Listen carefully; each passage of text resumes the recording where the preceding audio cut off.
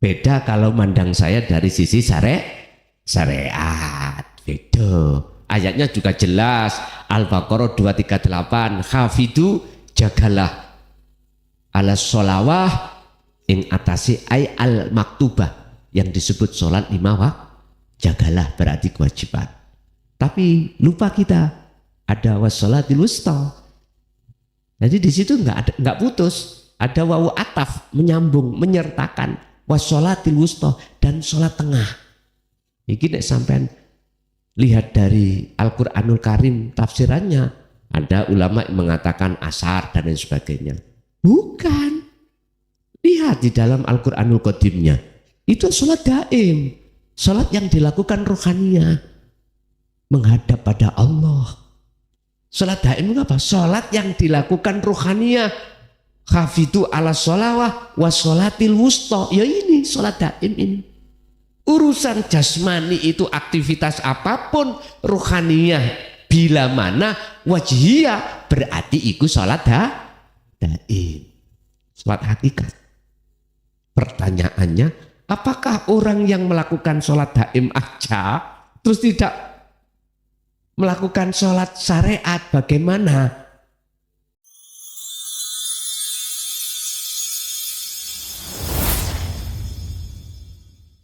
Man arofa nafsahu, faqad arofa robbahu. Barang siapa yang mengenal dirinya, maka akan mengenal Tuhannya. Assalamualaikum warahmatullahi wabarakatuh. Waalaikumsalam. Kebetulan sekarang musim haji. Orang Indonesia banyak yang napak tilas ke Mekah. Yang saya tanyakan pertama, kalimat perintah haji bukan kepada orang muslim atau mukmin, tapi walillahi 'alan nas. Berarti di non muslim juga bisa ini. Itu yang pertama. Yang kedua, banyak iklan jalan ke sana ke sini menawarkan surga. Padahal di surat Al-Anfal saya temukan ayat 35, orang yang sholat di samping Ka'bah itu tidak lebih dari siulan dan tepuk tangan. Tunggu adab atas kekafiranmu. Itu yang kedua. Yang ketiga, setelah kita meninggalkan Arafah, di surat Al-Baqarah ayat 198 ada perintah Allah, jika engkau sudah meninggalkan Arafah, bertolak dari Arafah, ingatlah kepadaku di Masy'aril Haram. Yang saya tanyakan, Masy'aril Haram itu apa? Karena di Saudi sana hanya sebuah masjid di Musdalifah. Demikian, terima kasih. Terkait masalah haji, panggilan. Ya ayyuhan nas, nasu'budu rabbakumul ladzi khalaqakum.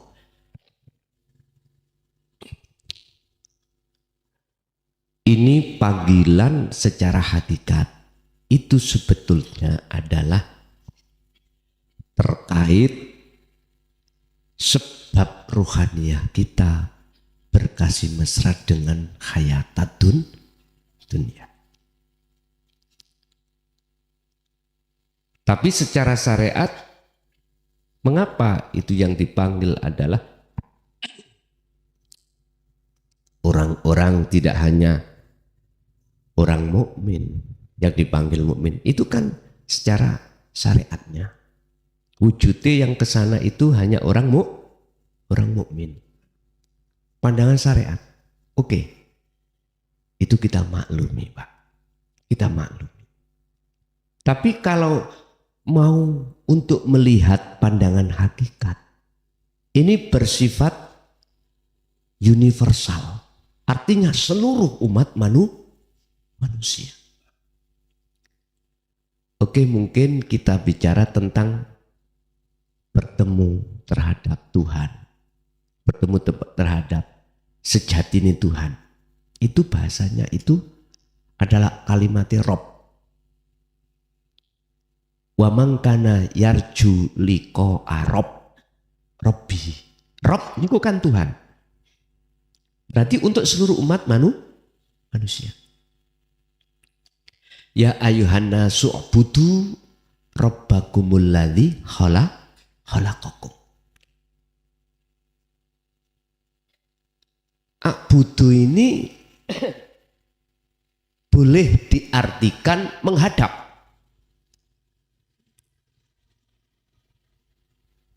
Ada yang mengartikan bahasanya menyembah secara syariat berarti sholat.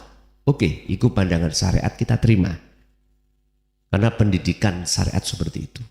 Tapi pandangan hakikat, abudu itu menghadap, menemui Allah, menemui Tuhan. Mana yang dimaksud Allah? Kalau di dalam Rob bihi iki kan, ai nek tafsir nangone syariat nangone wong Islaman, ai Allah lah gitu dah. Tapi boleh dong itu diartikan selain agama Islam. Namanya bukan Allah. Boleh-boleh saja. Wong bahasanya isim nakiroh, Rob umum, Tuhan. Berarti semua agama boleh. Cuman caranya untuk kembali, untuk menghadap dan bertemu kepada yang memanggil kita, caranya umat Islam secara syariat, dohir, dengan selain agama Islam, silakan berbeda. Monggo silakan berbeda. Kalau bahasa saya sih nasional, Pak. Boleh Allah temui tidak hanya lewat di dalam sholat 5 waktu aja. Tapi boleh jenengan temui Allah itu di segala hal aktivitas apapun. Saya tidak fanatik, enggak. Segala hal apapun. Sebab kalau kita sudah masuk di ruangan Rob, Allah itu boleh dengan bahasa apapun. Tidak harus bahasa Arab. Tidak harus. Bahasa Madura bisa, Pak. Allah ya paham bahasa Madura. Buktinya,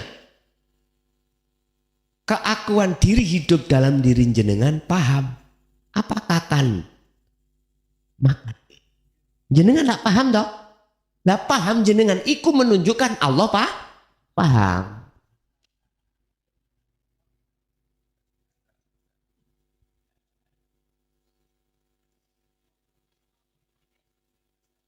Mengapa di situ Anas untuk haji itu?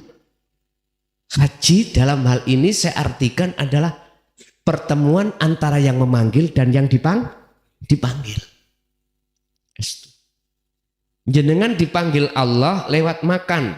Oke, bentuknya apa? Lapar. Itu panggilan. Bagi umat siapapun, manusia siapapun, agama apapun, mesti lapar. Berhubung jenengan itu mengerti tentang ilmu untuk mengesahkan Allah. Dalam Islam dikatakan ilmu tauhid. Maka Anda akan bisa bertemu Allah dalam waktu di saat jenengan tandanya bagaimana? Kalau itu bertemu. Keakuan diri dalam hati sudah tiada, semua keakuan Allah yang terjadi. Udah nikmatnya luar biasa di situ, Pak. Nikmatnya luar biasa. Gak akan pernah menyalahkan teori orang lain. Pun itu maksudnya ya. Terus yang kedua tentang safar. Apa tadi? Surat Al-Anfal ayat 35 yang di dalamnya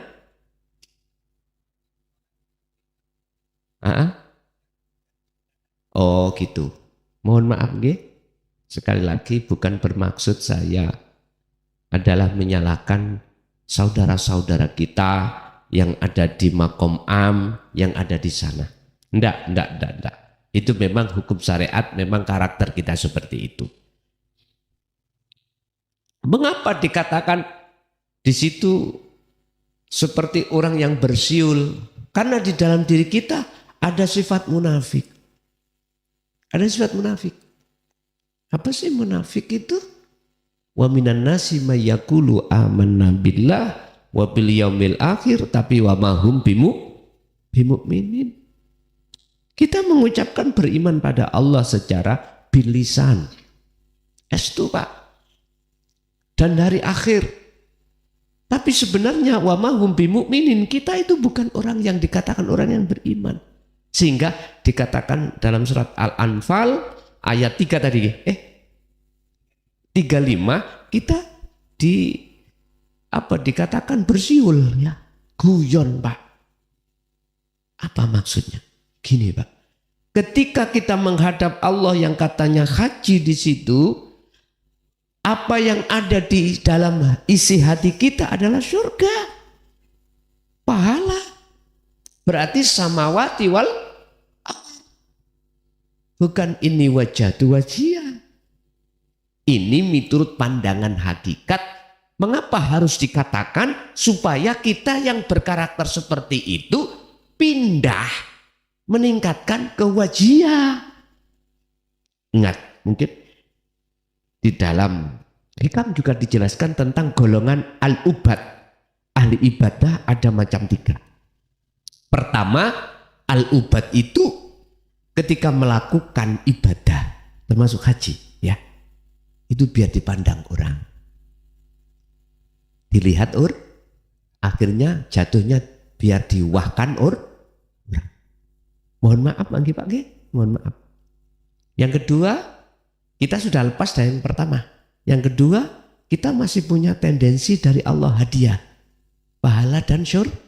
Hadisnya jelas loh Pak. Haji mabrur itu tidak ada balasan yang pantas kecuali surga. Ini kan masih makhluk. Kata beliau Syekh Ibnu Athaillah, kilahuma madmumun. Itu masih dicaci Allah. Maksudnya jangan begitulah. Naiklah satu tingkat gitu. Naiklah satu tingkat lillahi ta'ala. Hanya karena Allah. Dikatakan karena Allah, apapun yang terjadi di sana, hati jenengan harus ada rasa, harus ada iman, sumbernya hanya dari hidup keakuan diri Allah ini. Gitu Pak. Maka itu tidak bersiul. Jikalau tidak seperti itu, maka laksana kita bersiul karena munafik. Lesan kita mengatakan amantu billah, tapi hati kita imannya tidak pada Allah. Sama pean itu bingung Gus. Udah kalau bingung taruh aja dulu, santai kita ngopi ya, kita rokokan, nyantai aja. Udah, coba jenengan ingat-ingat bagi jenengan yang belum paham ya, yang belum seiman dengan apa yang gue katakan. Keterangan ini jangan dibuang. Taruh aja di lemari dulu karena kita belum paham. Nanti aku yakin ini sampean butuhkan. Kalau jenengan sudah masuk di pintu keimanan ini, mesti bilang gitu. Bilang gini, oh iya, bener wong gendeng biyen ya gitu. Dulu saya dikatakan orang gila. Loh, kok bisa saya katakan? Iya, Pak. Mohon maaf lah. Saya setelah haji 2004, dulu itu masih daftar sekarang langsung bisa berangkat Pak. Kalau sekarang ada permainan ini mohon maaf, saya ngeritik aja. Kasihan saudara-saudara kita yang menunggu berpuluh tahun, terus jebule ada oknum yang menjual haji yang reguler pada haji plus. Mohon maaf ya. Mohon maaf, ini sudah terendus. Kasihan saudara-saudara kita menunggu berpuluh tahun, haknya diambil oleh seorang oknum, dijual langsung Pak, berangkat, tapi mahal. Kasihan saudara-saudara kita yang menunggu sekarang berapa puluh tahun, 22. Yes, makanya mungkin lewat medsos ini barangkali didengar oleh presiden terpilih. Sekali lagi saya mohon untuk dibantu masyarakat tentang reguler ini, ya, karena belum tentu kita menunggu kita menangi Pak, ya, kebanyakan sudah mati, belum sampai sudah mati. Tolong untuk diupayakan bagaimana caranya pemerintahan untuk berlaku benar dan menindak oknum-oknum, akhirnya masyarakat ini lekas berangkat. Bapak Ibu, kembali kepada bersiul. Terus bagaimana caranya kita supaya tidak masuk dalam golongan bersiul itu? Mau dan tidak mau, terimalah ajaran para tabi'ina sholihin, guru akhirat kita, yang menerangkan, mengajarkan tentang dinut tauhid ini. Pun hanya itu Pak jawabannya. Kalau ini selama kita tolak, maka selama itu hati kita masih terisi selain Allah. Terus yang ketiga, apa tadi Pak?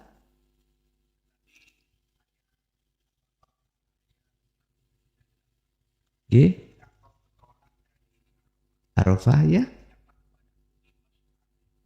Mas'alil haram. Itu apa maksudnya Mas'alil haram secara hakikat?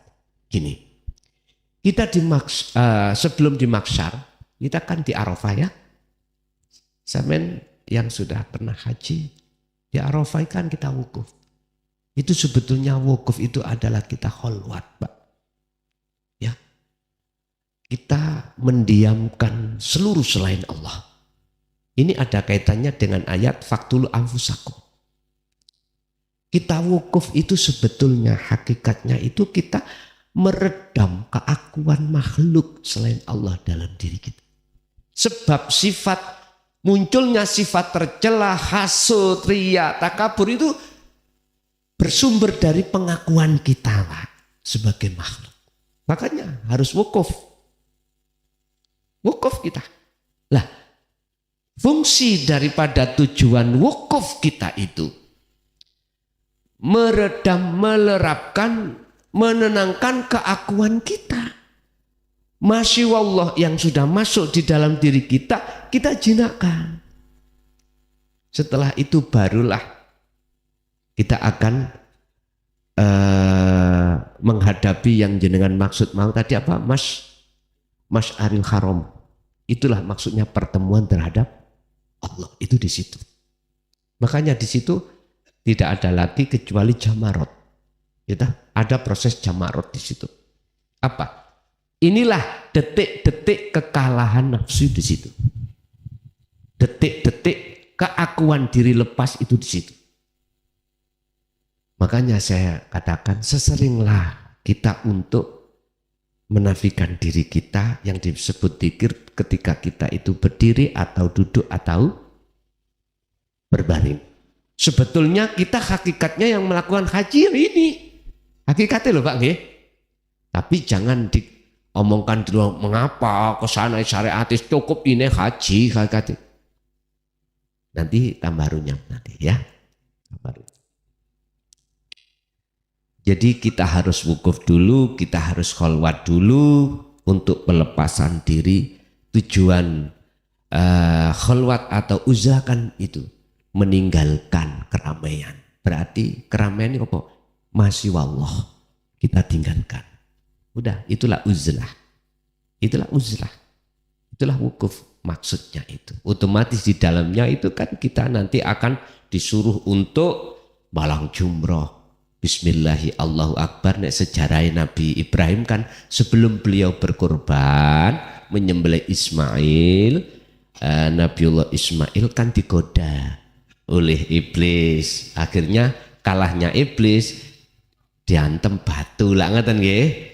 Iku aslinya maksudnya adalah kita itu menghantam dengan la ilaha illa ana tadi. Udah. Barulah dikatakan Mas'aril Haram, atau ada yang mengatakan min asrofil majalis. Itulah tempat yang disucikan. Berarti boleh dikatakan Baitullah, tempat rumah Allah. Bukan maksudnya Allah duwe omah, punya rumah, enggak. Artinya hati jenengan ini sudah tidak ada lain kecuali isinya hanya ingsun Allah. Kalau bahasa Nabi Musa itu fakodistam sakabil bilwadil muqaddasit atwa. Tempat yang disucikan disebut atwa, lembah yang disucikan atwa. Makanya Musa, lepaskanlah kedua sandal kamu sebab kau mau masuk lembah yang disucikan, disebut atwa. Ini surat Toha, Pak, antara ayat 11 sampai ayat 14. Nah, ternyata yang dimaksud sandal ini adalah syirik. Syirik jali, syirik khafi, ya tah? Yes, kalau bahasa kita, kalau masuk ke masjid sandal dua harus dilepas. Kita akan bisa bertemu Allah atwa. Nek cara jenengan Mas'aril Haram ketemu Allah, ya harus dilepas itu. Caranya harus wukuf. Yaitu faktulu anfusakum. Niki cara ekstrim, Pak. Zamannya Nabi Musa itu ekstrim, faktul anfusakum.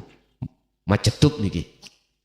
Gitu, melepaskan keakuan dan muncul akunya Allah. Ya aku ya Allah, ya aku ya Allah.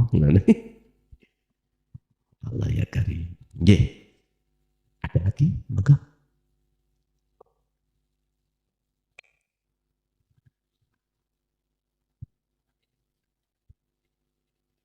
nggih. Nanti kalau 5 orang bapak-bapak, nanti setelah itu ibu, Pak, nggih, kita kasih kesempatan 5 bapak, habis itu ibu nanti.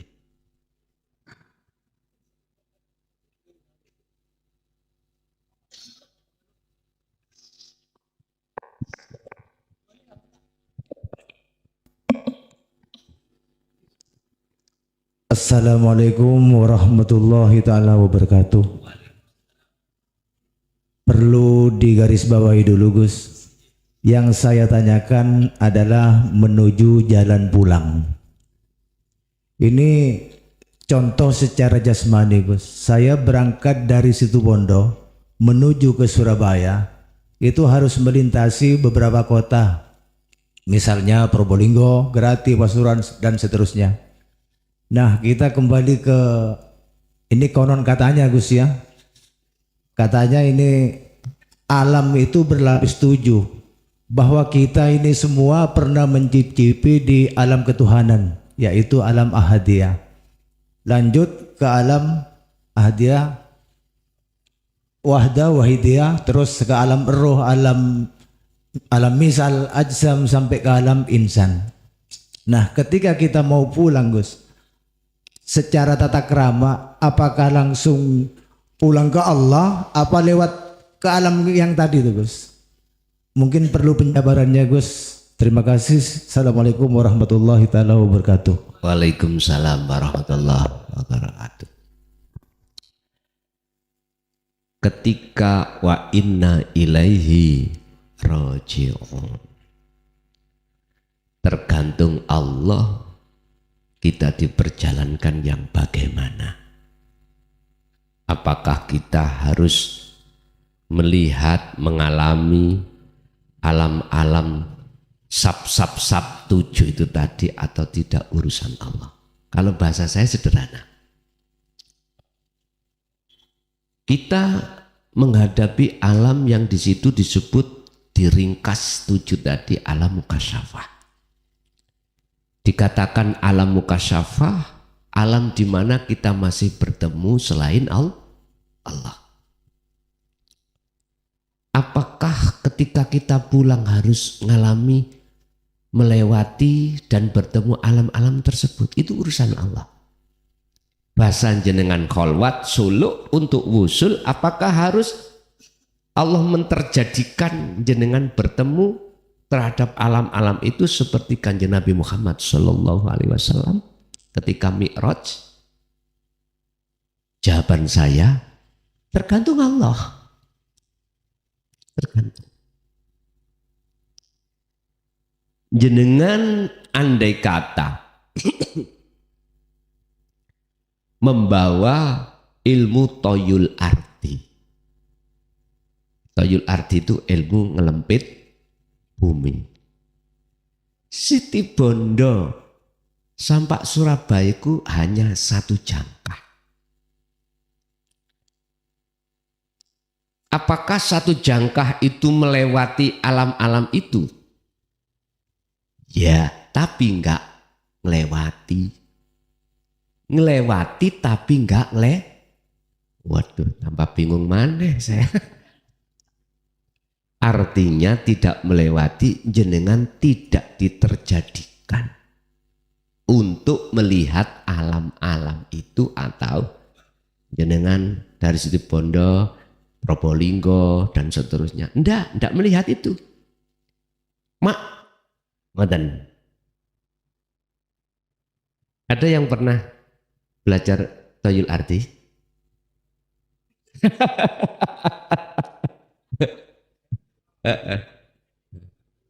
Nggih. Kula getun, Mbah. Nate tapi getun. Nggih. Karena karmae mangkel kali kula dijatuhno nang Bengawan Sulu. Getun kula. Getun, ketemu getunnya itu kalau sudah melewati baru alah. Gini. Jadi bisa jadi itu nanti Allah tidak menterjadikan, bisa jadi menterjadikan. Hanya Rasulullah dawuh, kal barki, kembalimu seperti kilat. Bahasa kita toyul arti. Monggo, mboten napa-napa. Saya tidak menyalahkan jenengan ketika kholwat suluk itu terus dihadapkan Allah berbagai alam di dalamnya. Karena itu wewenangnya Allah. Dan Allah punya maksud. Allah punya maksud. Bukan perkara selamanya alam mukasyafa itu sebagai penghalang. Boten. Terus bagi siapa? Bagi yang tidak penghalang. Bagi jenengan yang mengerti tentang insanul kamil. Naik-naik ke puncak gunung, tinggi-tinggi sekali, kiri kanan kulihat saja banyak pohon cemara. Jadi jenengan gak tenguk-tenguk ning gunung, lanjut terus sampai tujuan jenengan sampai pada Allah. Ada yang tidak diperlihatkan, diterjadikan, jenengan ketemu di dalam isinya alam mukasyafah. Kan gini Pak, ada 3 toh. Mukhadoroh, mukasyafah, musyahadah. Musyahadah berarti wusul. Cara jenengan ketika sholat langsung diletakkan Allah musyahadah. Siapa yang bisa protes? Jadi saya katakan, iki toyul arti, faktulu anfusakum. Lepaskanlah akal kita dari urusan dunia, disertai hati pelepasan diri. Mungkin bisa dibuka Al-Baqarah 54 wis sampeyan kecoki. Dalikum khairul lakum inda bari'ikum. Luwih baik seperti itu di hadapan Tuhan karena umur kita tinggal sedikit. Udah langsung aja. Tapi ya itu Pak, mohon maaf. Akhirnya itu seakan-akan tabrakan dengan hukum syariat.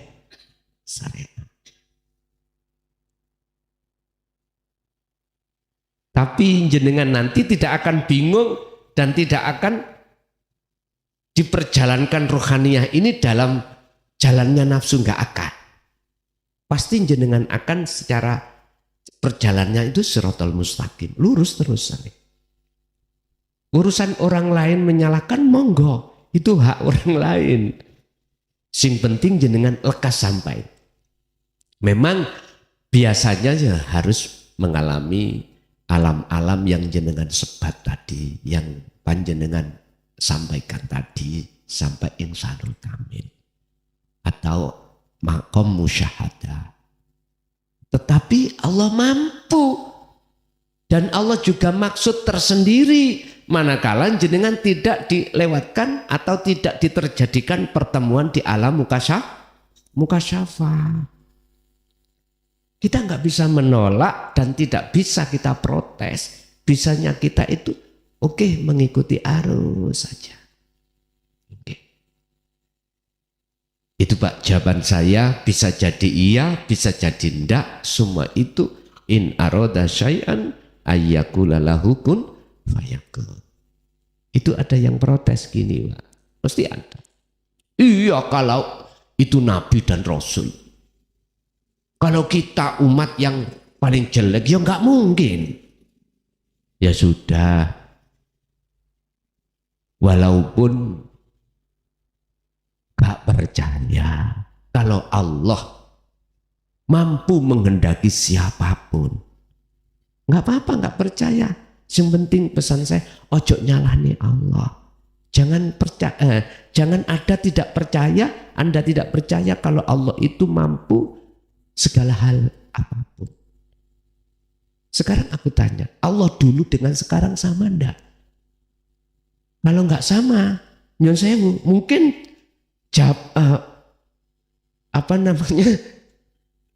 makolan jenengan bener. Tapi kalau Allah dulu dengan sekarang itu sama, siapapun yang dikehendaki monggo kersa, itu urusan Allah, kita enggak usah masuk ke ranahnya Allah. Sebab innallaha ala kulli syai'in qadir. Nggih nyun sewu, jenengan nggih mboten kula salahno karena pandangan jenengan memakai pandangan syariat. Tidak ada yang dimaksumkan kecuali Kanjeng. Tidak ada nabi dan rasul yang dimi'rajkan kecuali Kanjeng. Ya udah enggak apa-apa. Ngoten nggih. Nggih, wonten melih, monggo.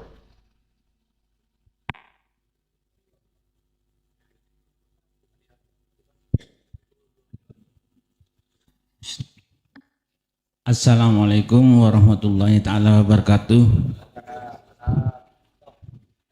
Ini pertanyaan dari Pak Sani Sugus. Ya seperti jalan ke Surabaya juga, tapi ini lain. Jalannya melalui katanya sampean juga ya. Ini yuhabiki ya. Allah berngomong kan gitu kan. Iya. Ngomong diri. Terus ikan ndak sekolah serahkan baju-baju ke Allah, maksud tak gitu. Gus juga yang cerita, saya dengarkan di YouTube itu. Terus ya sekarang tidak diceritakan tidak apa-apa ini, tapi yang penting ini Gus, mau masuk zona berikutnya ma'rifatullah dalam rasa, itu yang penting saya. Iya, sudah itu lewat Surabaya, Jakarta sudah lewat ini, melalui jalan-jalan seperti tadi itu dah ya. Assalamualaikum warahmatullahi taala wabarakatuh. Waalaikumsalam warahmatullahi wabarakatuh. Makrifat lewat rasa. Rasa itu apa sih? Iman, ya. Jenengan memang kalau toh pingin sekali lebih cepat sistem kita dari atas turun ke bawah, tidak ke bawah ke caranya betul makrifat lewat rasa. Ini tidak dibutuhkan ilmu-ilmu apapun. Ilmu-ilmu harus pandai baca Quran, tidak usah. al-hadis, as-sunnah. Enggak usah. Harus paham ilmu fikih. Gampangane ngomong, ilmu syariat kita itu walaupun nol. Apa? Nol putul nih loh. Enggak tahu apa-apa. Enggak butuh itu. Cukup dalam hati jenengan ada rasa, munculkan rasa dalam diri jenengan bahwasanya hidup dalam diri jenengan itu adalah Allah. Prakteknya bagaimana? Yaitu tadi yang aku katakan. Sesering mungkinlah jenengan itu berdiam diri atau wukuf. Akan lepas. Hati lepas keakuan diri makhluk apapun. Akhirnya keakuan Allah dalam diri jenengan mesti akan muncul. Kalau enggak muncul, paksa muncul.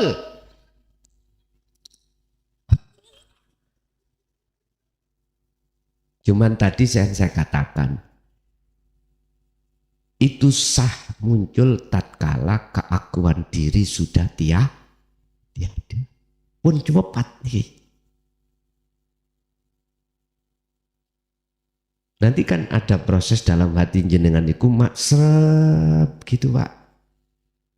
Nanti jenengan dimasukkan alam sing peteng, gak usah jenengan takut. Udah, pun jangan keluar dari situ. Udah, ikuti terus. Nanti mesti padam. Kalau sudah keluar namanya padang.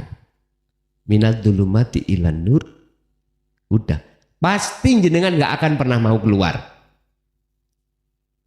Jikalau memang tidak dikeluarkan, akhirnya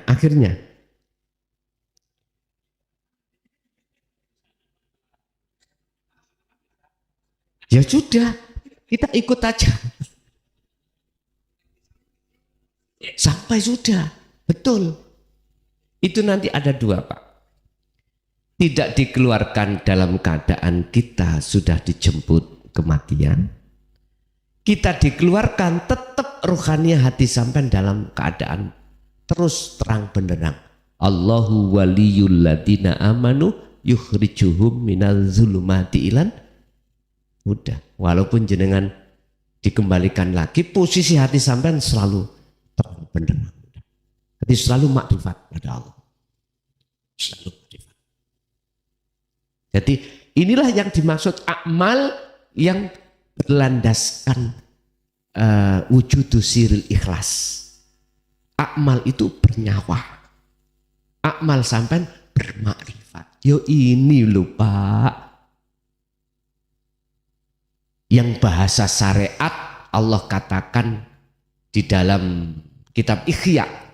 Ceritanya Imam Ghazali. Bukan sholatmu Ghazali.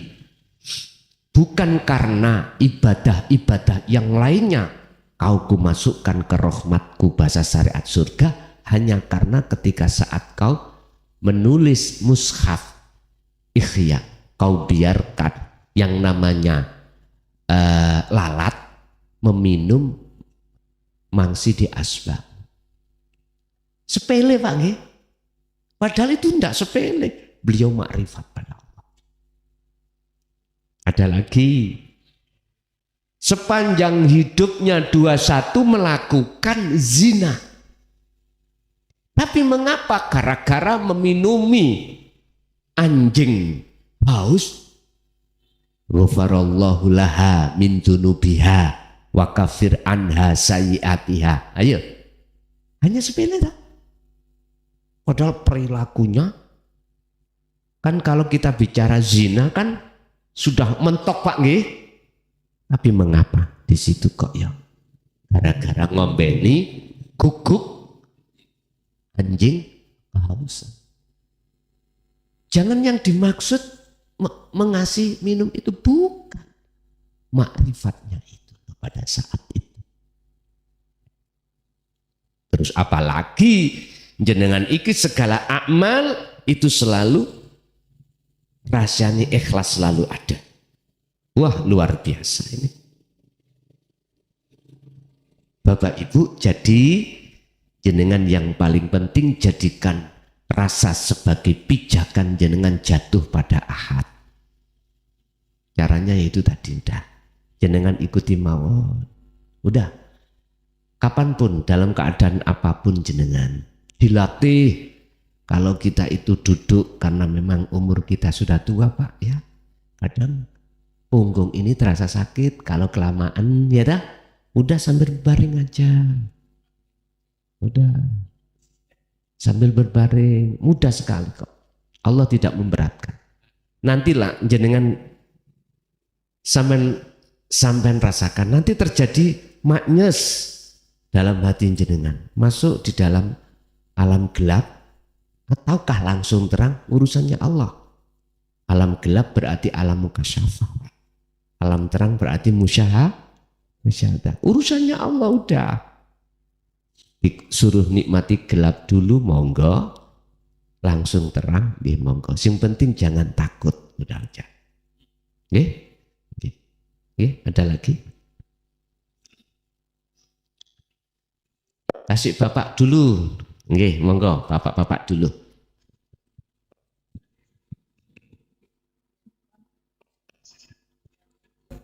Assalamualaikum warahmatullahi wabarakatuh. Saya pernah mendengar di majelis taklim, Gus, sebuah pengajian yang mana disebutkan bahwa semua ulama-ulama hakikat sepakat semuanya itu. Apa yang disepakati? Bahwa Al-Quranul Karim yang turun kepada Nabi Muhammad itu tidak ada suara, tidak ada tulisan. Itu semua ulama-ulama hakikat sepakat semua. Pertanyaannya, Gus, loh, kok bisa Nabi Muhammad itu paham, ngerti, tahu betul, padahal tidak ada suara, tidak ada tulisan yang turun kepada Nabi Muhammad.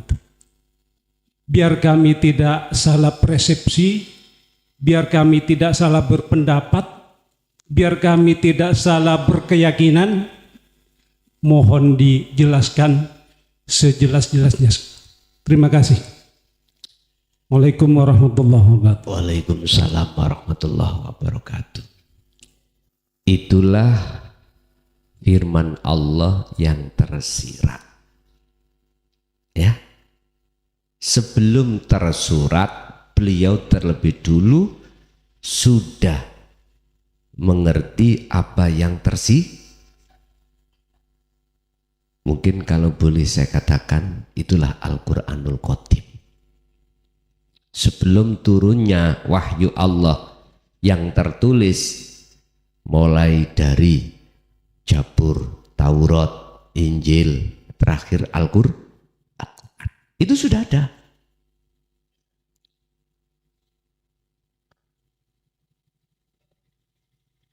Dan seluruh jenengan arwah itu ngalami. Seluruh arwah pada diri kita semuanya itu ngalami. Mana dan kapan mungkin kita bisa untuk mengambil dalam satu firman Allah dalam Al-Quran terkait alastu birabbikum qalu bala syahidna. Itu belum ada tulisannya,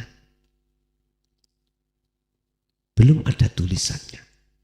Itu dialog langsung jenengan dengan Allah. Nah, tidak jauh berbeda apa yang dimaksud dari beberapa ahli tahqiq. Ahli tahqiq tadi adalah ulama-ulama hakikat ya, yang mengatakan bahwasanya Rasulullah sebelum Al-Quran itu diturunkan, beliau itu sudah paham terkait masalah Al-Quran yang tidak bersuara dan tidak itu maksudnya adalah yang tersirat. Lah, ayat-ayat yang tersirat itu, kalau boleh saya katakan, itu juga di dalam tertulis dan tercipta. Tercipta contohnya isi daripada apa di dunia. Satu contoh, Allah kasih pelajaran kita tentang masalah tanaman kelapa. Kita menanam paling tidak 25 tahun baru berbuah. Di situ apa maksudnya? Apa sepet ya? Apa kulitnya itu apa namanya? Sepet ya, oke. Terus masuk ke dalam lagi apa? Batok. Itu bentuk pandangan maksud daripada makom-makom syariat thariqah. Masuk ke dalam lagi degan, kelapa ya. Oke. Hakikat. Lah nyatanya hakikat, wujudnya makrifat. Itu rasa di dalam kelapa itu berarti kita sebut santan ya, santan. Ini kan sebetulnya ayat yang tersirat yang ada di dalam tercipta. Coba nanti kalau saya sudah membahas isi semua daripada Al-Quranul Qadim di dalam Al-Quranul Karim, entah kapan, mesti geger nanti. Pasti geger.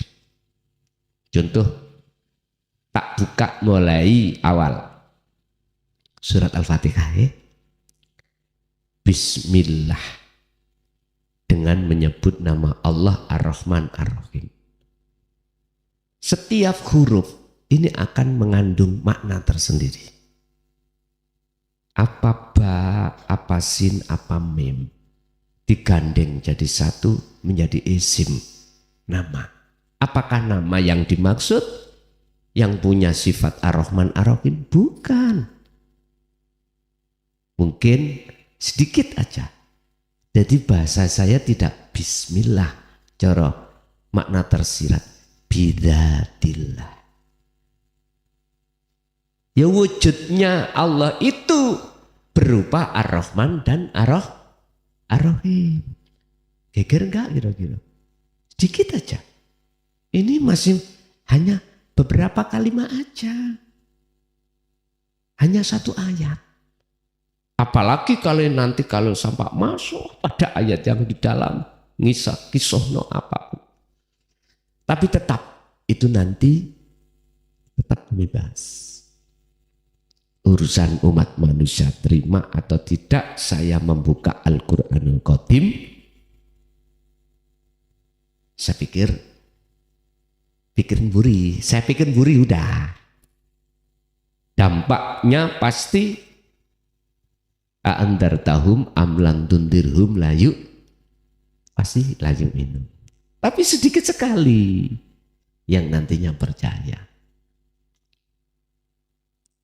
Enggak apa-apa, semuanya itu semata-mata untuk supaya umat Islam khususnya dan umat manusia naik tingkat di mata Tuhannya itu. Umpama kita umat Islam biar gak iman aja, biar ihsan. Ada di situ.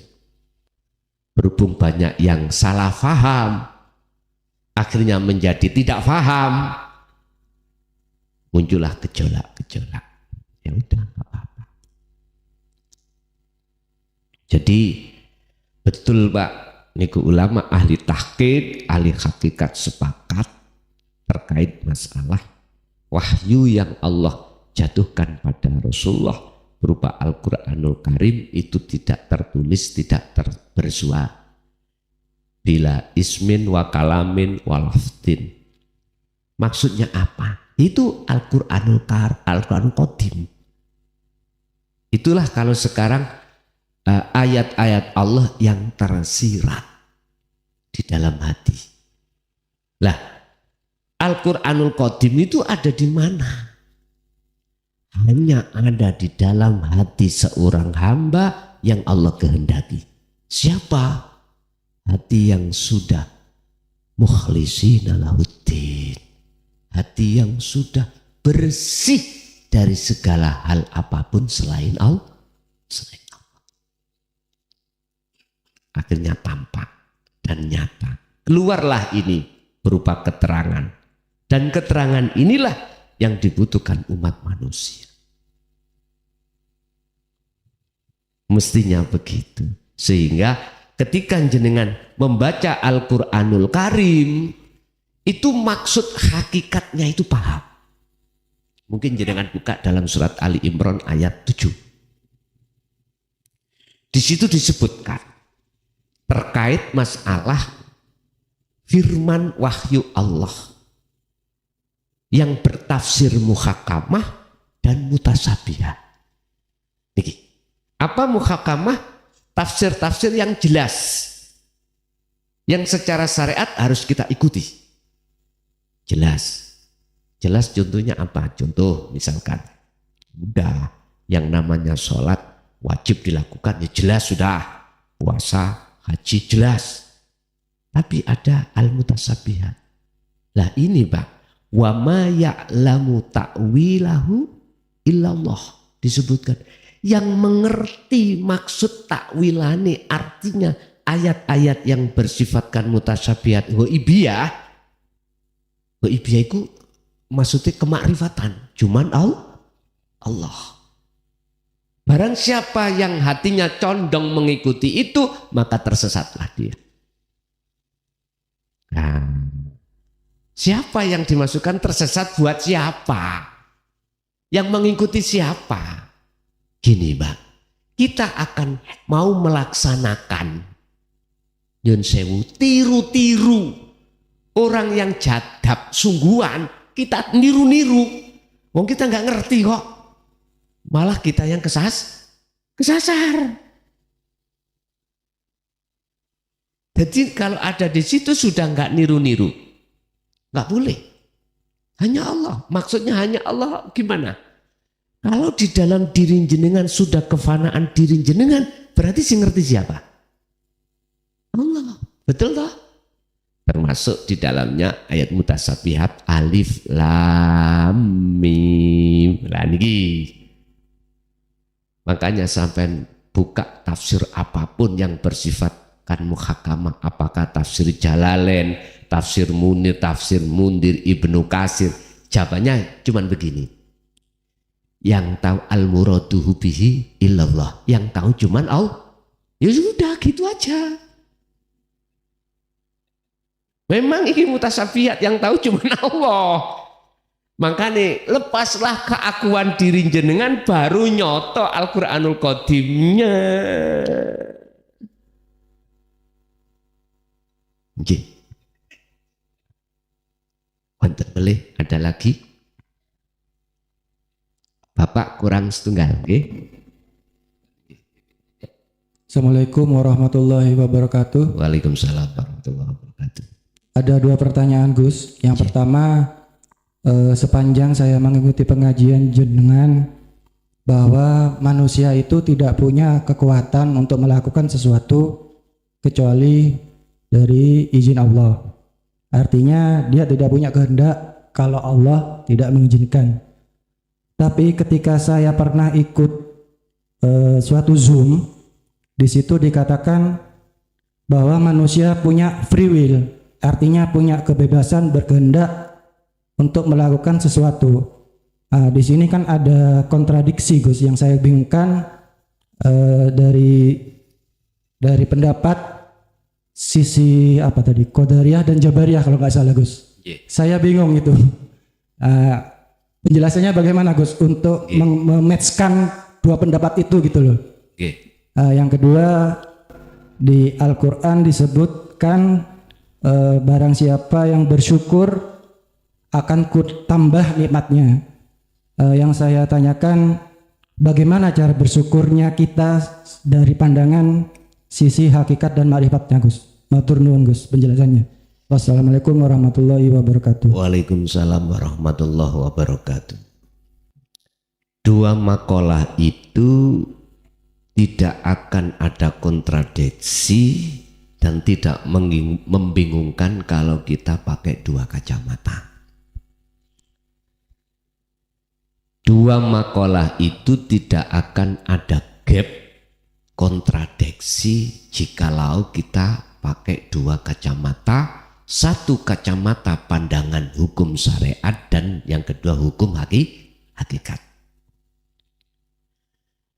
Satu dikatakan hukum hakikat benar. Kalau manusia itu tidak bisa punya apa-apa. Allahu khalaqakum wa ma ta'malun. La haula wa la quwata illa billah. Jelas hakikatnya. Tapi kalau pandangan syariat ada istilah hak manusia itu. Hak memilih. Seakan-akan kita punya hak memilih. Ini benar menurut syariatnya. Benar. Sehingga kita itu, manusia itu punya hak memilih beriman atau tidak beriman. Inilah letak berlakunya hukum syariah. Dan ini proses yang kita alami. Kapan itu sejak kita masuk dalam dunia akil balik atau dewasa memang seperti itu Pak. Berarti benar makalah ini miturut hukum syariat. Nah, sebab syariat itu kacamatanya memandang makhluk. Contoh, siapa bebek yang ngasih belanja jenengan? Ya pamanmu. Ini benar miturut pandangan syariat. Karena syariat memandang makhluk. Makhluk punya hak untuk memilih, untuk mengatakan benar miturut pandangan syariat. Bahwasanya manusia itu ada pilihan. Diterangkan kok di dalam Al-Quran ada surga, ada neraka. Ya dah. Jikalau sami'na wa atokna surga, sami'na wa asoina berarti neraka. Ini kita bicara di pandangan syariat benar. Sudah benar. Tapi harus kita matkan ke hakikat. Kita matkan. Kita gadukkan ke hukum hakikat bagaimana. Dijelaskan di dalamnya bahwasanya manusia itu tidak punya hak apapun. Itu dijelaskan semata-mata supaya kita itu purun dan mau lekas menuju akhirat. Gitu loh Pak. Aslinya ada di situ. Kalau sudah di akhirat maka berlakulah hukum bahwasanya selain Allah tidak punya hak apapun. Akhirnya dalam hati ngomong, ya yang kasih uang saya ya Allah. Tapi lisan berkata paman. Berarti ini sinkron. Miturut syariat ya tidak tabrakan. Hakikat hati jenengan berakhlak ilahiyah, datang Allah tidak dolim. Betul. Lah bisanya sinkron itu di situ. Ini tidak akan pernah sinkron Pak, manakala hanya pakai kacamata satu saja. Kacamata satu syariat aja, ya jelas tabrakan, gap. Kalau kita pakai kacamata hakikat saja, jelas gap. Biar gak gap. Biar gak gap loh ya, biar gak gap. Jenengan ini secara dohiriyah sifat basariyah, secara batiniyah sifat basiroh. Titik wis. Ya iki corot orang itu membawa pacul diletakkan di rumah, ya dah, ditakoni, buat apa pacul ini? Buat mencangkul, biar bermanfaat. Aslinya yang bermanfaat itu bukan paculnya, tapi innallaha bikulli syai'im muhit. Sesungguhnya Allah itu melimputi atas segala hal apapun. Oleh karena adanya Allah itu di dalam pacul, maka seakan-akan pacul itu bermanfaat. Padahal dikatakan dalam surat Maidah, kalau nggak salah ayat berapa saya lupa, bahasanya gini, malakum dzarraw wala naf'an. Perkara selain Allah itu tidak bisa mendatangkan mudorot atau manfaat. Pacul mboten saged, tidak bisa memberikan manfaat berupa menggemburkan tanah. Tapi bahasa syariat, iya, sebab wujudnya ya pacul. Bahasa hakikat bukan. Ya Allahnya, diwujudnya Allah, ya pacul. Dohir, ngoten lho. Bingung ya? Boten bingung. Lagilah mungkin dalam surat Al-Qasas ya, 56 kalau nggak salah ya. Ini langsung Rasulullah loh ya. Nggak main-main loh ya. Innaka la tahdi man ahbabta walakinallaha yahdi man yasha. Sesungguhnya kaum Muhammad, ini Allah loh ya. Langsung Rasulullah. Mukhotobi langsung Rasulullah. Kan nggak main-main Pak ya. Kah kembali kepada Rasulullah. Innaka sesungguhnya kaum Muhammad ikulah tahdi man ahbabta. Tidak bisa memberikan petunjuk kepada orang lain sekalipun orang dekatmu, orang yang kau cintai. Istri, anak beliau, sahabat dekat. Loh, terus siapa yang memberikan petunjuk kita? Lah kan ya? Ditegaskan walakinnallaha, lan tetapi ini, akan tetapi yang bisa memberikan petunjuk itu adalah Allah, yang Allahnya ada di diri beliau Muhammad. Terhadap siapa? Mayyasha, hamba yang dikehendaki. Kalau kita bicara mayyasha yang Allah kehendaki, apa harus orang dekat? Lah mboten tahu. Seluruhnya. Inilah yang kujadikan ayat dasar hujah. Jenengan bibinau taklim lewat YouTube jauh dari saya. Nek Allah menghendaki Anda untuk faham dan sampai ke makrifat, sah sudah. Udah. Karena bukan saya. Semuanya Allah. Udah. Tentang syafaat juga begitu. Az-Zumar ayat 44. Rasulullah disuruh mengatakan, Muhammad, kul, katakan Muhammad. Lillah as-syafa'atu jami'an. Tentang syafaat seluruhnya itu milik Allah. Katakan Muhammad, syafaat itu milik Allah, bukan milikmu. Artinya apa Pak? Syariat ngomong Pak. Kita oleh karena melihat makhluknya beliau Kanjeng Nabi, seakan-akan beliau yang memiliki syafaat. Padahal Allah, yang Allahnya ada di Muhammad. Lah gitu loh maksudnya. Allahnya ada di pacul. Akhirnya pacul seakan-akan bisa bermanfaat. Nah, biar gak tabrakan Pak, ya ngomong. Ning secara lesan tetap ngomong pacul. Tapi cara hati jenengan keakuannya Allah. Akhirnya pacul tidak menjadikan syirik khafi datang jenengan kali kula. Kita bukan tergolong orang yang menyekutukan Allah dengan Betul. Bebas. Wama ana minal musyrikin. Sebab apa kita tidak termasuk golongan yang menduakan Allah?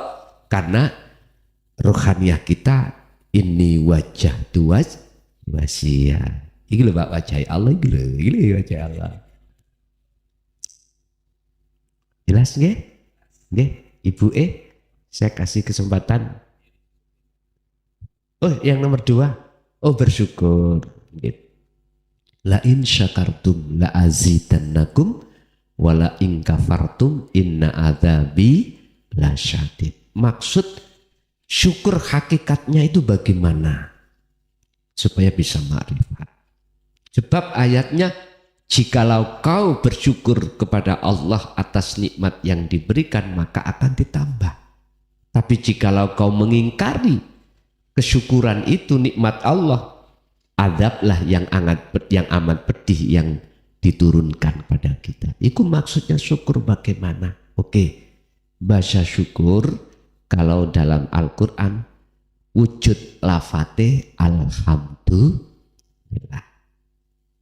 Syukur kita pada bahasa Indonesia terima kah? Terima ngasih, menerima ngasih. Hakikatnya bagaimana? Oke.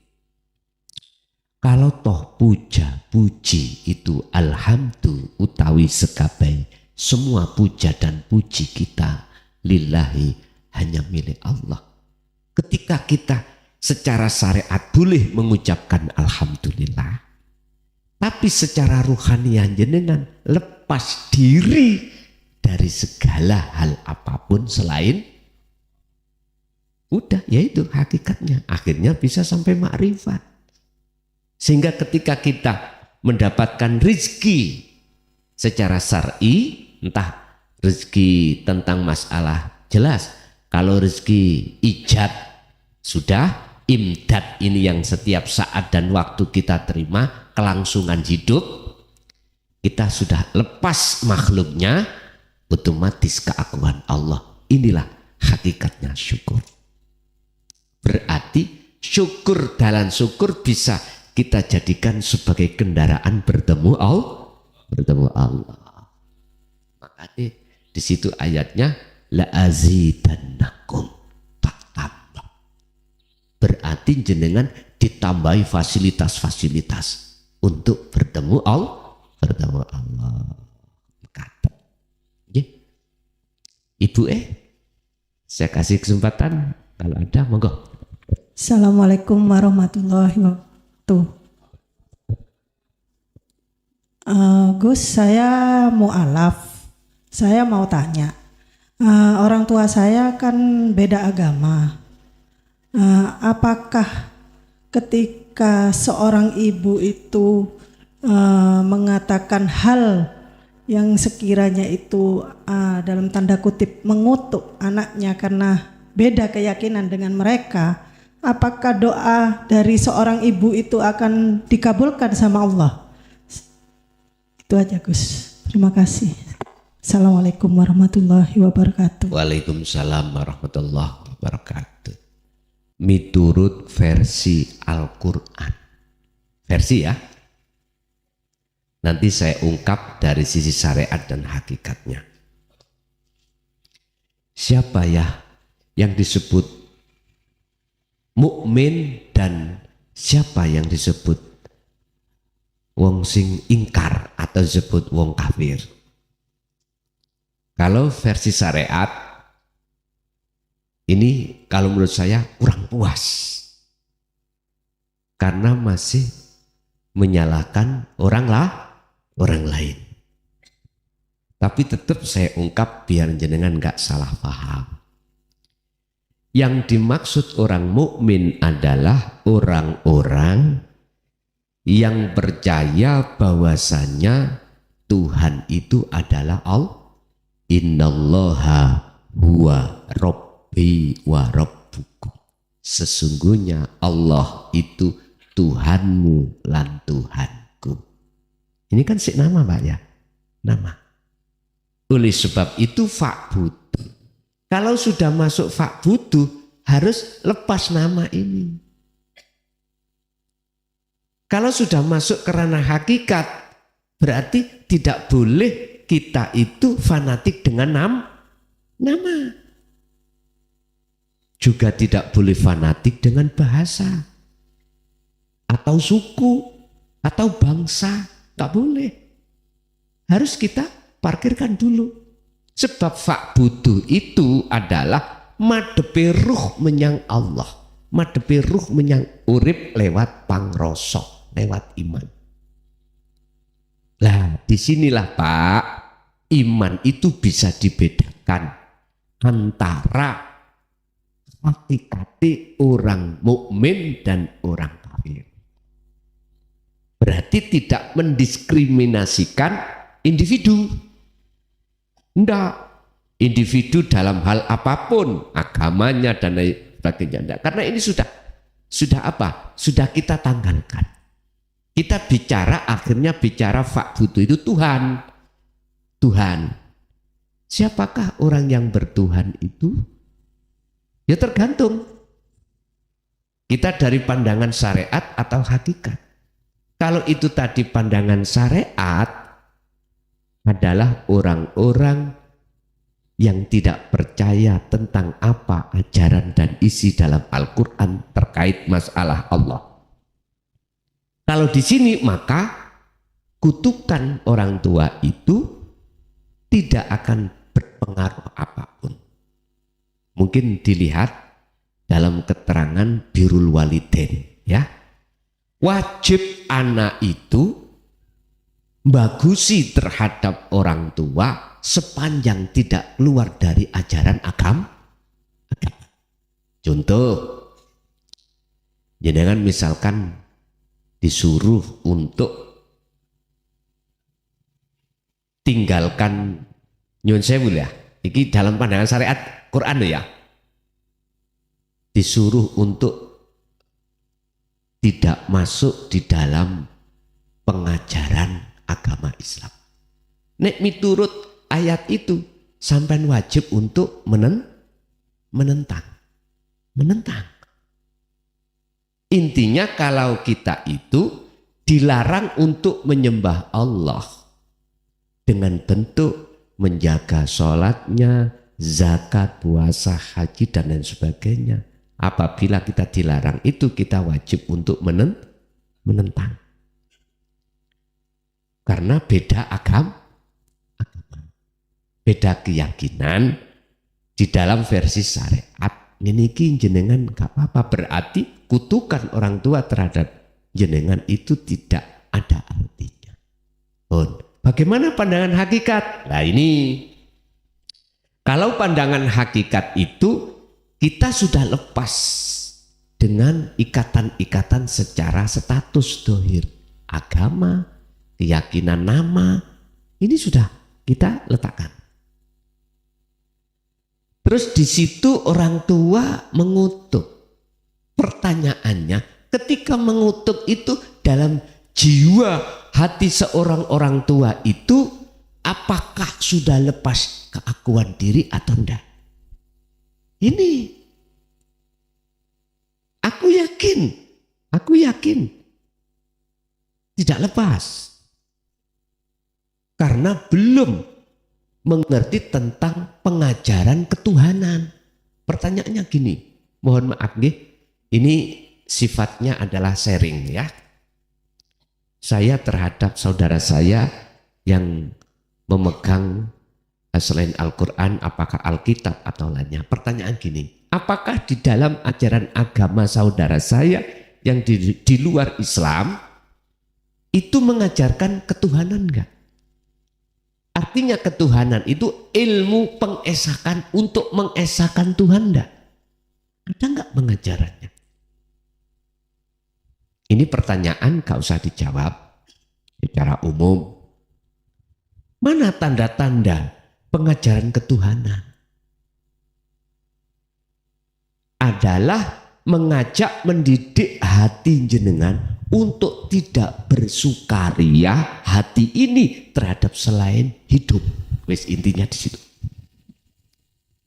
Adakah pengajaran di dalam kitab-kitab panjenengan itu untuk tinggalkan selain daripada hidup itu?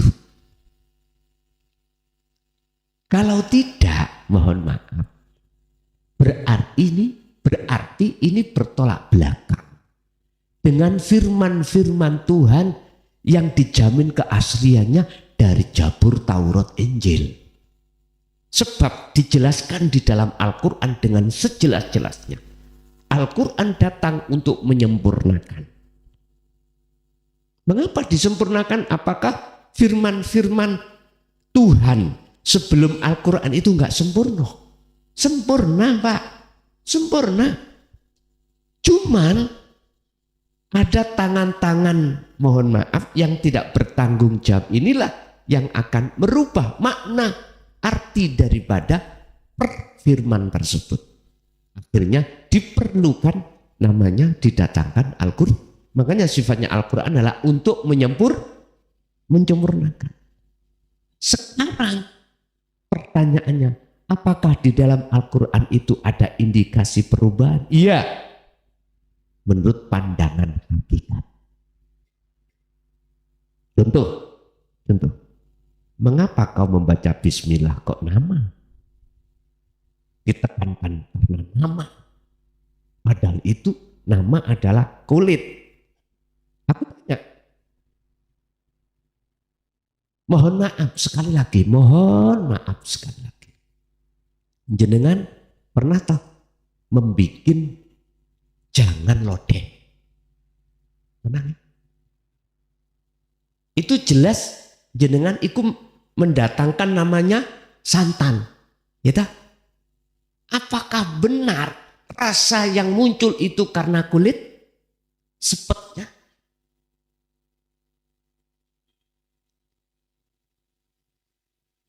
Si bingung. Mengapa kita beriman terhadap kulit? Makanya iman kita tidak akan pernah ihsan manakala kita masih muter-muter aja di kulit. Kita tidak akan menganggap terasa Allah dekat manakala kita tidak jatuh pada hakikat makrifat. Tidak bisa. Allah jauh. Akhirnya kita sembrono, berbuat dolim, berani. Karena Allah terasa jauh. Sama dengan gini, saya pakai sepeda motor tanpa helm, berani saya. Padahal ini melanggar lalu lintas. Lampu merah tak sikat. Karena apa? Saya tidak merasa ada polisi. Coba kalau jenengan tahu polisi melihat kita, nggak akan berani, Pak. Nggak akan berani. Maka ditanya, ketika kita nerobos lampu merah, oh polisi yang delik, polisinya sembunyi, kita langsung ditangkap. Mengapa kamu kok berani tidak pakai helm? Karena saya tidak tahu kalau ada polisi. Iya, Pak. Mohon maaf, saya yakin jikalau belum ada pengajaran, menurut sistem ya, belum ada pengajaran ketuhanan, siapapun kita, apapun agama kita, dalam diri hati kita masih merasa ada selain Allah. Yang bisa ini, bisa itu, punya ini, punya itu. Jikalau munculnya dawuh apa man jenengan tahu? Kutukan itu selain daripada Allah nggak sah. Nggak sah, Bu. Jangan takut. Nggak sah. Sebab yang bisa kualat ya, yang bisa malati, yang bisa mendatangkan mudorot atau manfaat cuman Allah. Yang maksud Allah itu ada hidup dalam diri jenengan. Jenengan yang sudah duduk di dalam keakuan Allah. Ingat, ada beberapa ayat dan beberapa surat yang menjelaskan kalau nggak salah hanya 12 terkait masalah bahwasanya selain Allah tidak bisa memberikan manfaat atau menolong atau memberikan mudarat bahaya selain Allah. Yang dimaksud Allah bukan nama. Itulah subhanalladzi, zat yang maha suci yang memperjalankan Anda di tengah malam. Asra bi 'abdihi lailan. Berarti urip hidup yang bukan sifat itu yang tidak bisa kami sebut. Mungkin umpama saya nekat, ya ini. Mohon maaf, singkat paham, silahkan bingung dulu. Oke. Tapi jangan dibuang keterangan ini, simpanlah dalam almari, sebab nanti jenengan akan sampai pada ini jenengan, oh iya, gitu loh ya. Nggih Ibu, jadi tidak akan ada imbas apapun tatkala itu munculnya selain dari Allah. Nggih. Ada lagi ibunya dulu, barangkali ada.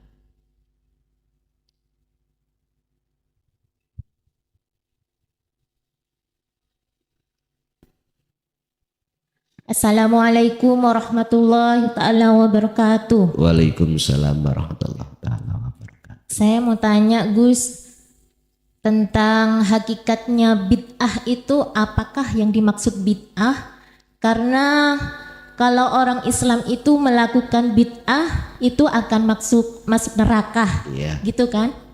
Terus yang kedua, saya mau tanya tentang hakikatnya sholat daim dan bagaimana hukumnya orang yang melakukan sholat daim tapi tidak pernah melakukan sholat secara syariat. Itu saja. Oke. Assalamualaikum warahmatullahi ta'ala wabarakatuh. Waalaikumsalam warahmatullahi wabarakatuh. Al bid'atu dhalalah az-dhalalatu finnar. Makna daripada bid'ah adalah sesuatu yang tidak pernah dilakukan kanjeng Nabi secara syar'i dulu. Zaman Rasulullah, mohon maaf ya nggak ada mic ini, nggak ada, nggak pernah. Rasulullah dahar dengan sendok, nggak pernah Rasulullah itu pakai sepeda motor atau sepeda pancal, nggak pernah. Pakai mobil, ya juga nggak pernah. Adanya onta, keledai atau kuda, lah gitu dah. Apapun, siapa yang melakukan yang Rasulullah tidak pernah lakukan itu bid'ah. Udah, mohon maaf sekali lagi, pandangan syariat kalau kita itu bicara bid'ah, khilaf sampai kapanpun. Saling menyalahkan. Enggak pernah Rasulullah habis sholat terus wiritan. Ada yang begitu mengatakan. Terus ada orang yang habis sholat wiritan disebut bid'ah. Enggak pernah tahlilan, enggak pernah tiba sholawatan, enggak pernah. Bid'ah. Tapi mohon maaf, jenengan habis sholat terus megang HP, gak bid'ah tadi.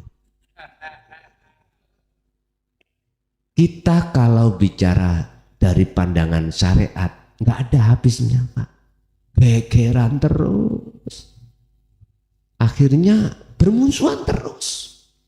Coba mandang hakikat, apa sih yang dimaksud bid'ah secara hakikat? Udah, saya berangkat dari satu hadis yang mengatakan shollu kama ra'aitumuni usolli. Intinya gini Pak, pada zaman Rasulullah syariatnya dengan sekarang nggak sama. Dalam hal perilaku dohir, syariat lah berlaku dohir ini dah. Zaman Rasulullah syariatnya kalau Rasulullah kemana-mana pakai unta. Sekarang apalagi Indonesia, masa pakai unta? Haji pakai unta. Gak bisa, zamannya beda Pak. Kita pakai pesawat, kita pakai mobil, kita pakai kapal. jangan dipersoalkan. Rasulullah dahar dengan 3 jari, jenengan pakai sendok, dan jangan dipersoalkan. Yang Rasulullah tidak pernah lakukan itu gini, apapun perkara lakukan beliau secara fisik, nggak pernah ruhaniyahnya itu jauh dari Allah. Itu berarti kalau kita melakukan sesuatu hati kita lalai pada Allah, itulah hakikatnya udah.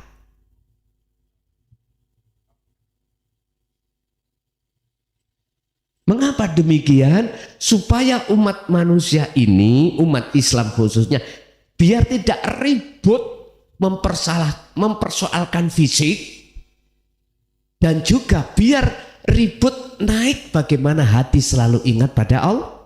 Itu maksudnya. Makanya shollu kama ra'aitumuni usolli. Sholatlah kau seperti apa kau melihat aku pada waktu sholat bagaimana. Jadi nggak pernah diterangkan sholatnya Rasulullah itu hatinya itu wajah tuh terhadap samawati wal ard, mesti terhadap wajihiyah. Lo ngaten lo. Satu. Nomor 2 sholat daim. Sholat daim itu apa? Sholat yang dilakukan ruhaniyah. Khafidu ala sholawah wa sholatil wusta. Ya ini sholat daim ini. Urusan jasmani itu aktivitas apapun, ruhaniyah bila mana wajhiyah berarti itu sholat daim, sholat hakikat. Pertanyaannya, apakah orang yang melakukan sholat daim aja terus tidak melakukan sholat syariat bagaimana? Menurut saya nggak berani menyalahkan. Saya tidak berani menyalahkan. Karena ayatnya wa ma khalaqtul jinna wal insa illa liya'budun. Saya memandang dari sisi hakikat, saya tidak berani menyalahkan Pak. Karena segala aktivitas apapun yang beliau lakukan, ruhaniyahnya itu duduk di tajalli. Duduk di tajalli. Beda kalau mandang saya dari sisi syariat. Beda. Ayatnya juga jelas. Al-Baqarah 238. Hafidu jagalah ala sholawah ing atasi ay al maktubah. Yang disebut sholat 5 waktu. Jagalah berarti kewajiban. Tapi lupa kita ada wassolatil wusta. Jadi di situ nggak putus. Ada wawu ataf menyambung, menyertakan wassolatil wusta dan sholat tengah. Ini nek sampean lihat dari Al-Quranul Karim tafsirannya, ada ulama yang mengatakan asar dan lain sebagainya. Bukan. Lihat di dalam Al-Quranul Qadimnya, itu sholat daim, sholat yang dilakukan rohaniyah, menghadap pada Allah. Ini makanya jangan heran kalau sholatnya sopo wae, bah kiai, bah santri, bah tukang maling, bah tukang gak maling, waktu sholat ya isinya samawati wal ard. Gak bisa Pak, kawan khusyuk gak bisa. Gak usah ditutup-tutupi, konangan sendiri kok. Sebab innallaha ya'lamu ma fis sudur. Apalah Pak kalau kita itu nutup-nutupi. Apa manfaatnya? Justru kita malah semakin jauh pada Allah. Orang yang baik itu bukan orang yang selalu berbuat baik.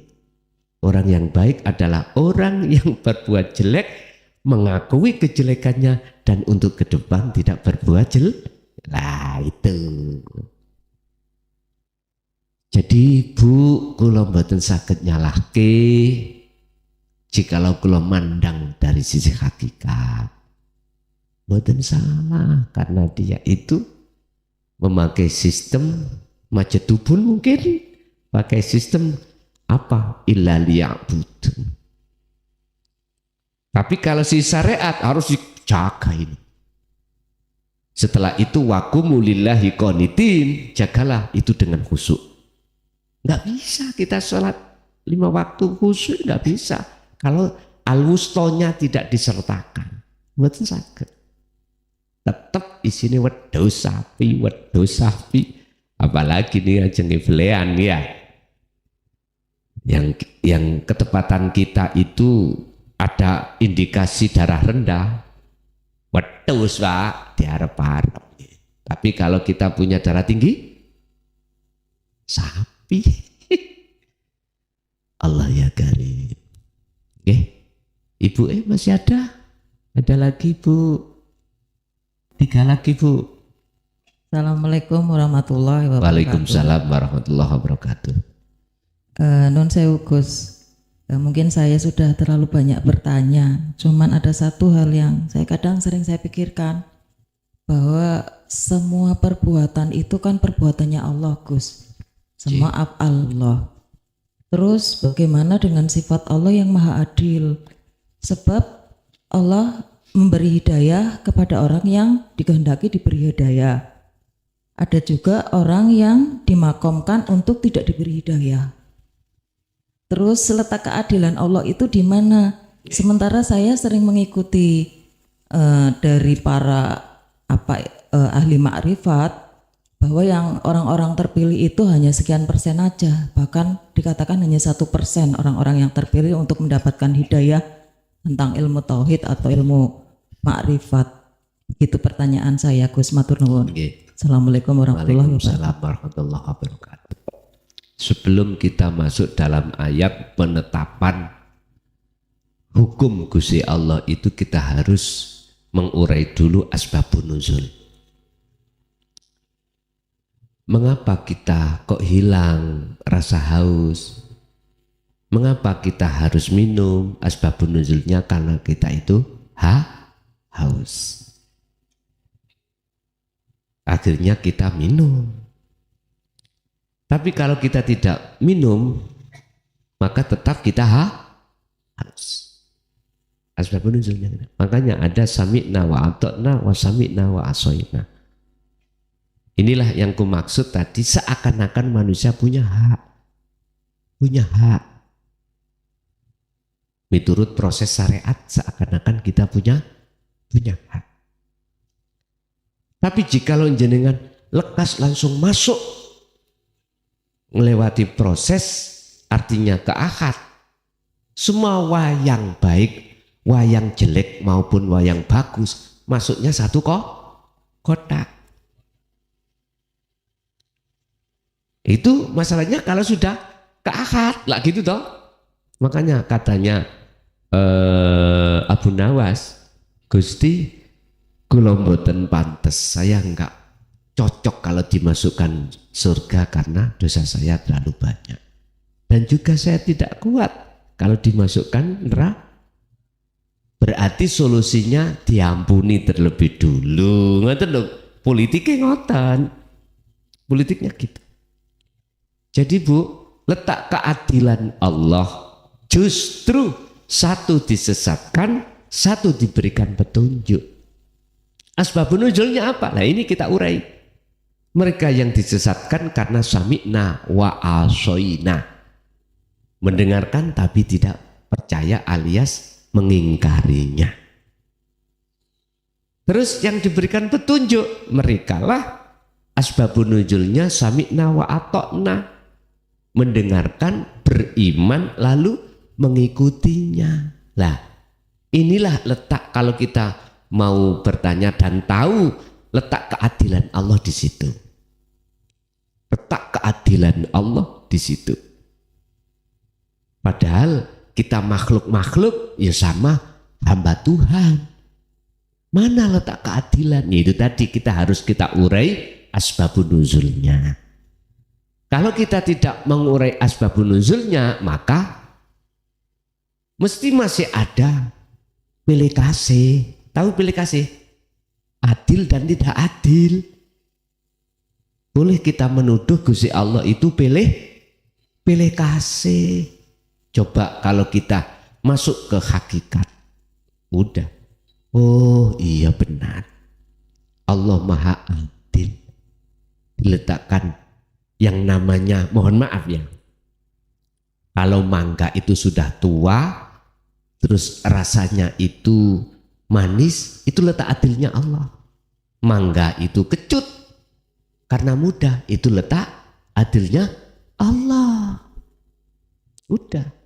Jadi ada mangga itu tadi manis dan asam, itu atau kecut, itu bentuk adilnya Allah. Lah bagaimana caranya antara asam atau kecut sama manis? Itu la farqa bainahuma, tidak ada bedanya, masuk ke rasa. Kalau sudah masuk ke rasa, ketemu hidup, oh iya sudah. Sehingga miskin jenengan tidak menjadikan tambah jauh pada Allah. Mohon maaf, kayanya jenengan tidak menjadikan penghalang kepada Allah. Pun aman-aman saja. Itulah ciri kekasih Allah. Inna auliya Allah la khaufun alaihim wa la hum yahzanun. C. Ngoten Bu. Ada lagi? Ibu